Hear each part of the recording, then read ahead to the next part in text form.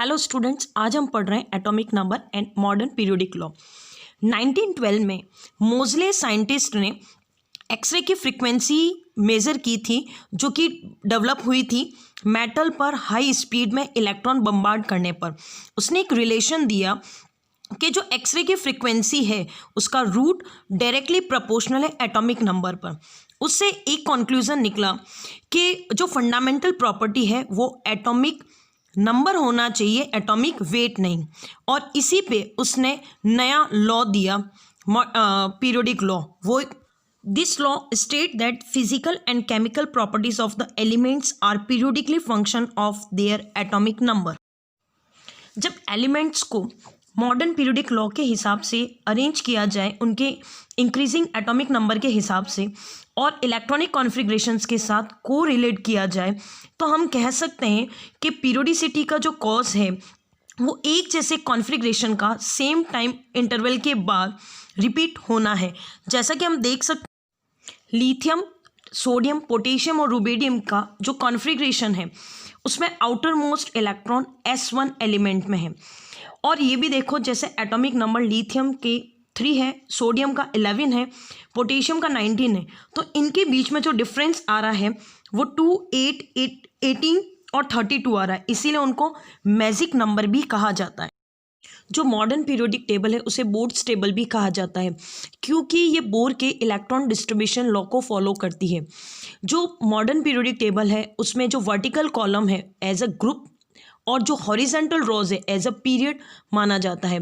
जो ग्रुप्स है वो 18 ग्रुप है और जो पीरियड्स है वो 7 पीरियड है।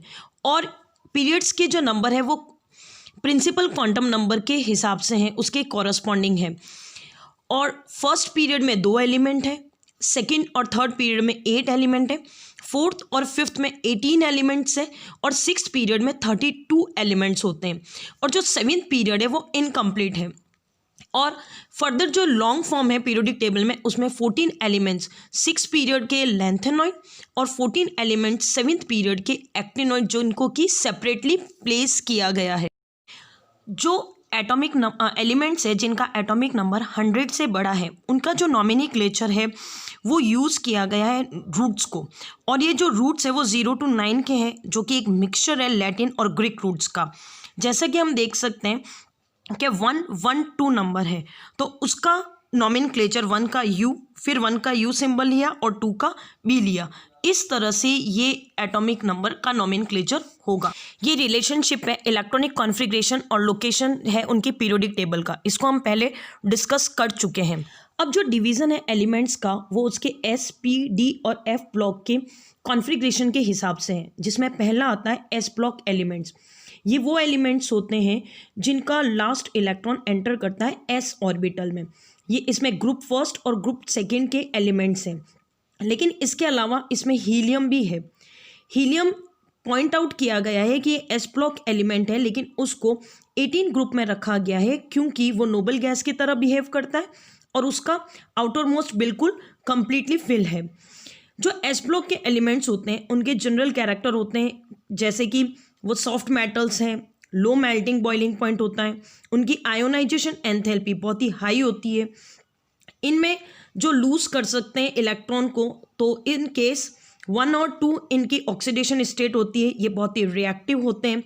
जो कंपाउंड्स है S ब्लॉक एलिमेंट्स के, वो एक्सेप्शन है बेरिलियम, प्रोडोमिनेंटली आयोनिक होता है।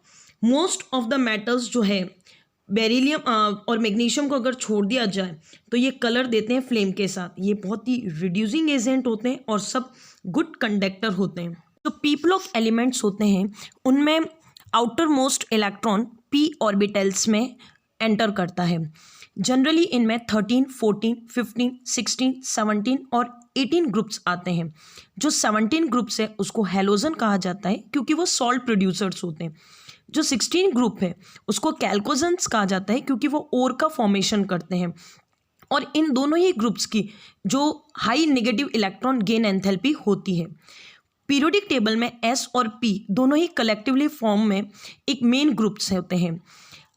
जो S ब्लॉक ग्रुप है 1 और 2 वो लेफ्ट में होते हैं और एलिमेंट्स ग्रुप जो 13 से 18 है वो राइट हैंड साइड में होते हैं पीरियोडिक टेबल के। जो पी ब्लॉक है उनके मेन कैरेक्टरिस्टिक्स जैसे कि इनमें मेटल और नॉन मेटल दोनों ही होते हैं, लेकिन number of non metals much higher होते हैं। इनकी आयोनाइजेशन एंथैल्पी रिलेटिवली हायर होती है compare to S block element. ये जनरली कोनवेलेंट कंपाउंड बनाते हैं। इनमें से कुछ जो है शो करते हैं more than one oxidation state, और इनके जो ऑक्सीडाइजिंग कैरेक्टर इंक्रीज होते हैं अगर लेफ्ट से राइट जाते हैं, लेकिन रिड्यूसिंग कैरेक्टर इंक्रीज होंगे टॉप से बॉटम की तरफ आने पे एक ग्रुप में। नेक्स्ट जो ब्लॉक आते हैं डी ब्लॉक एलिमेंट्स। ये वो एलिमेंट्स होते हैं जिनमें लास्ट इलेक्ट्रॉन एंटर करता है डी ऑर्बिटल्स में। इनमें 3rd, 4th, 5th, 6th, 7th, 8th, 9th, 10th, 11th और 12th ग्रुप आते हैं। इनमें बहुत सारे ऐसे एटम्स होते हैं जिनमें एस ऑर्बिटल में इलेक्ट्रॉन होते ही नहीं हैं, और इन एलिमेंट्स को ट्रांजिशन एलिमेंट्स भी कहा जाता है क्योंकि ये एस और पी ब्लॉक के मिड में आते हैं, और इनकी दोनों की जो प्रॉपर्टीज़ के सेंटर में इनकी प्रॉपर्टीज़ होती है। इनमें जैसे फर्स्ट ट्रांजिशन सीरीज जो है वो 4th पीरियड से शुरू होती है, सेकेंड ट्रांजिशन सीरीज 5th से, 3rd 6th पीरियड से, और 4th transition series 7th period से होती है, जिनमें 10-10 ग्रुप होते हैं। इनके जो जनरल कैरेक्टरिस्टिक्स होते हैं ये हार्ड होते हैं, मेलेबल होते हैं, डक्टाइल होते हैं, good conductor of heat and electricity होते हैं। ये बहुत सारी ऑक्सीडेशन स्टेट शो करते हैं। ये आयोनिक और कॉन्वेलेंट दोनों ही कंपाउंड बनाते हैं।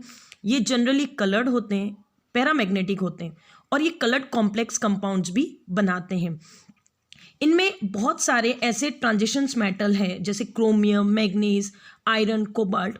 ये एक कैटलिस्ट की तरह काम करते हैं, और जो जिंक, कैडमियम और मर्क्यूरी है ये ट्रांजिशन एलिमेंट्स की प्रॉपर्टी को शो नहीं करती क्योंकि इनका डी ऑर्बिटल फुलफिल्ड होता है। लास्ट में आते हैं एफ ब्लॉक एलिमेंट्स। ये वो एलिमेंट्स होते हैं जिनमें लास्ट इलेक्ट्रॉन एंटर करता है एफ ऑर्बिटल्स में। इनकी जो 2 सीरीज होती है, फर्स्ट सीरीज में लैंथेनॉइड्स होते हैं।